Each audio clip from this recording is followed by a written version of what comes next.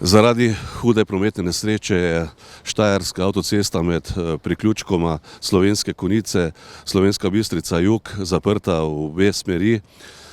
Trčila sta kombi in cisterna, zato je prišlo do obsežnega požara. Ja, ko smo bili obveščeni nekaj čez 8 uro, je šlo za prometno nesrečo z večjim požarom, ker je bila udeležena priklopnik s cisterno z gorivom, dizelskim gorivom in pa kombinirano vozilo.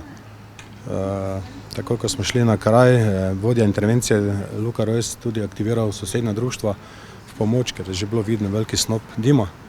Tako da na koncu je bilo na mestu okoli 80 gasilcev iz 7 gasilskih društev in gasilske brigade Maribor. Po neuradnih podatkih naj bi v nesreči umrl en človek. Kaj se je zgodilo?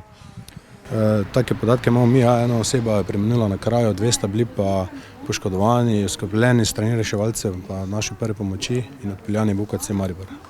Po hudi nesreči je bila Slovenska Bistrica praktično blokirana. Številni vozniki so obtičali v zamašku tudi na obvoznih poteh.